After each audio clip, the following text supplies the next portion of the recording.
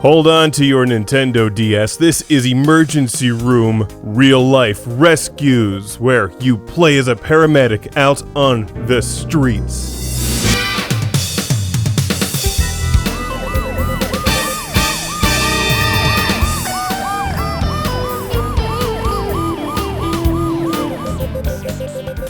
I chose duck and cover. It's not what I expected. I thought that she had been attacked by wild mutated ducks.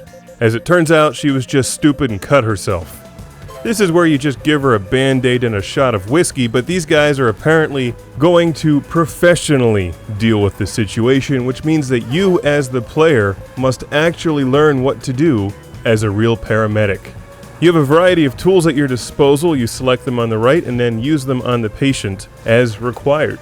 It's an educational game. You might actually learn something. However, I'm not entirely convinced that I agree with their diagnosis.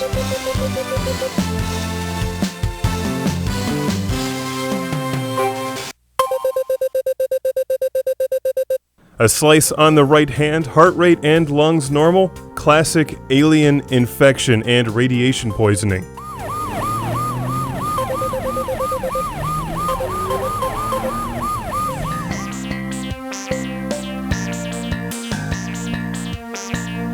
Here we've got a kid laying on the ground next to a boombox, screaming in pain. The first thing that you should do is see what's playing on the boombox. The next thing that you should do is amputate something. You can't really do that. A chainsaw is not one of the options. However, there's a neck brace. This is an interesting game, one that might appeal to med students when they're not at the bar hitting on undergrads. Emergency Room Real Life Rescues has a teen rating and is legitimately very interesting. Painful deformity on the thigh. Better check him for zombie mutation, especially if it turns into an eyeball.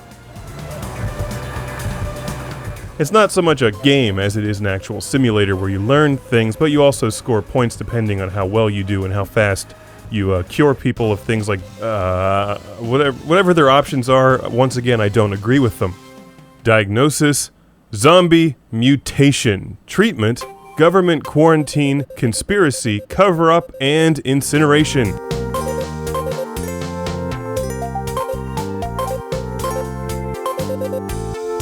You'll encounter numerous situations and numerous medical conditions. I did find them all very interesting, like I said. There's one here where you diagnose her as a diabetic, which is of course complete nonsense. She's living life backwards. There's no treatment because the tools to cure that have not been invented yet. I like how they rush to these situations. There's a lady that fell down in a supermarket, and you have to figure out why. It's actually not the kind of game that really just holds your hand the whole time. You go through a tutorial at the beginning, but you have to take heart rate, blood pressure, all that stuff, and you have a variety of other tools. You can test her blood, and I don't know, all the stuff that paramedics do. As you can see, the game is laid out very well for the Nintendo DS. You use the stylus primarily on the bottom screen, and it delivers information on the top screen.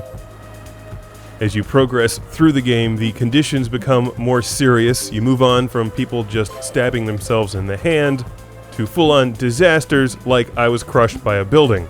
So if you're the type who enjoys video games where you create mass chaos and disaster, Emergency Room Real Life Rescues may not be for you, but for those of you who do like games like this is well made, and it's definitely cheesy, which throws a bit of humor into it, so it prevents it from being boring and too serious. I'd have preferred a create-your-own pandemic mode, where you come up with things like the pine flu, just like the real flu, except with a pleasing pine scent. The only cure is more classic Game Room.